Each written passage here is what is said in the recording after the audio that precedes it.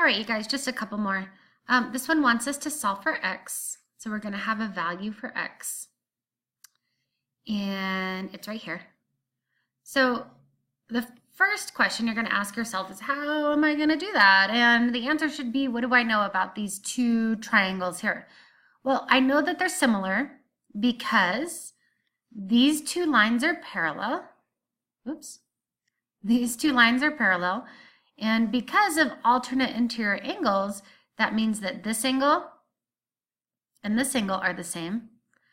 And that also means that this angle and this angle are the same. And we know because of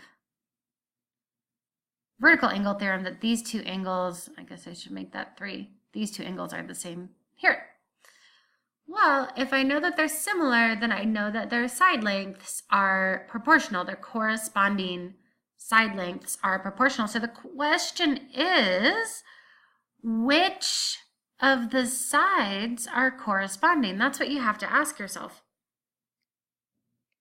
Okay, so we already know some things, right? We know that 18, let's see, let's erase some things first. Let's erase, whoops, I don't want to do all of that. I just want to erase the green. Okay. We know that 18 corresponds with this 18, right? We know that those two are corresponding sides because they're both 18. So the question is, which of the other ones correspond? Like, which one does 20 correspond to? Well, the side length 20 touches the angles with the one with the 1 slash and the one with the 3 slashes. So this side must be that one. And then these two much, because 24 is between the 2 slashes and the 3 slashes, and 2x is between the 2 slashes and the 3 slashes. So those are the corresponding side. That's what makes this problem so tricky, because we're trying to find 2x, right? So we know that 2x times something is going to be equal to 24. And we also know 18 times something is going to be 18. And then this times something is going to give you 20. Well, 18 times 1 is 18. So 2x times 1 must be equal to 24. Well, this makes it a lot easier because if it's just times 1, we don't actually have to multiply it by anything, right? So 2 times something is 24. So x must be equal to 12, right? If you divide both sides by 2 to get rid of that 2. Okay. So if I multiply 2 times 12, I get 24. So that makes the blue sides the same. And then it didn't ask for this, but we can go ahead and say that this green side is just 20, right? So I bet some of you guys made this question a little bit harder for yourselves because you might have thought different sides corresponded, but you have to pay attention to which angles are the same and which sides are the same. I don't think there's going to be anything that hard on the test. Let's do question number 8. 8 says that we know angle 1 and angle 2 are congruent, so they have the same measure. So angle 1 and angle 2 have the same measure. And we also know, because of vertical angle theorem, that 3 and 4 have the same measure. And because they're triangles, we know that if 2 of the angles are the same, then the third angle by default has to be the same, or else it wouldn't add up to be 180. So we can tell that these two triangles are similar. Here's that similar symbol because of the angle-angle similarity theorem, which just leaves us with these fun finding the area ones. So For number 9, this trapezoid. First of all, we have to remember the area of a trapezoid, which is B1 plus B2 divided by 2. So the average of the two bases times the height of the trapezoid. So here's base 1 is 20. And let's say base 2 is 41. And so what I'm doing here, you guys, and I need to find the height, but what I'm doing here, and the height is going to be right here. What I'm doing here is I want to find the area of the whole trapezoid, and then I want to subtract out the area of this triangle in the middle, because if I subtract out the area of this triangle, all that I will have left over is the shaded part.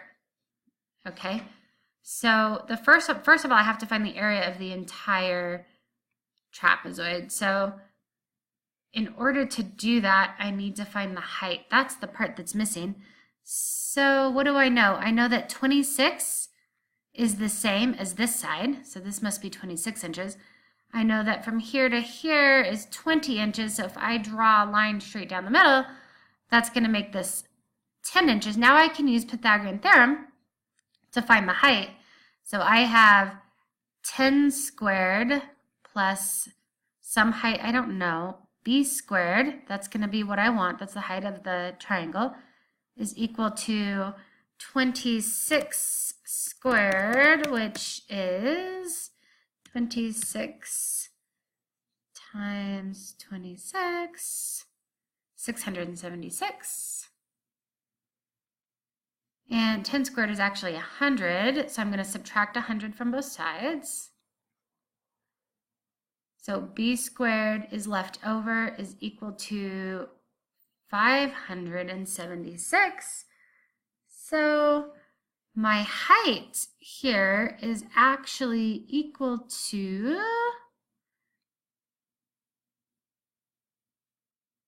the square root of 576, which is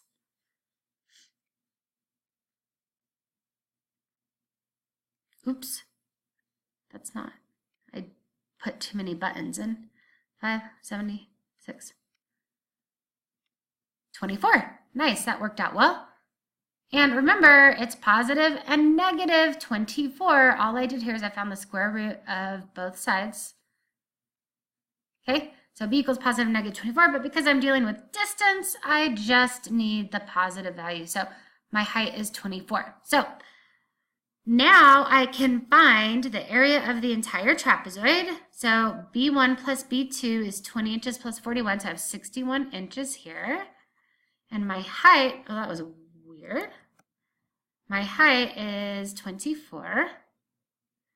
So 61 divided by 2, enter, times 24.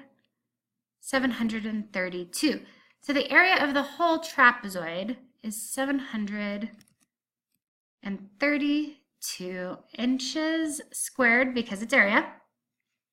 Now all I have to do is subtract out the area of the white triangle. So the area of a triangle is just 1/2 the base times the height. So if you look at that white triangle, my base is 20 inches.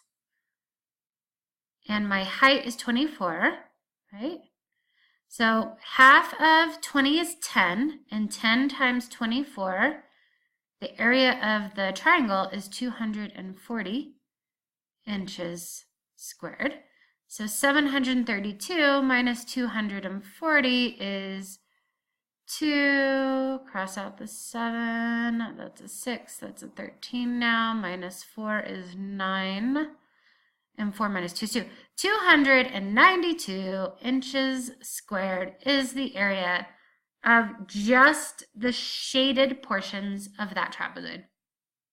Okay, so I'm going to push, or you should push pause and write this down because I'm going to erase it right now so that I'm going to erase all this so we can do the separate one, and I have some more space to do that. And I have 5 minutes left in this video. So let's see if we can get this all in. So on the left-hand side, we're going to now do the shaded portion of this shape here. So we just want to find this shaded portion of the bigger triangle.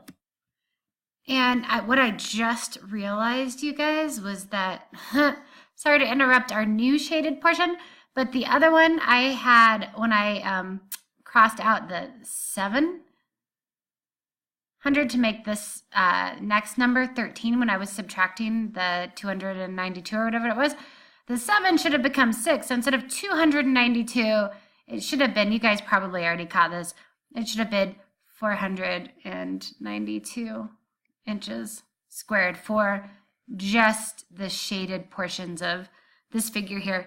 So sorry.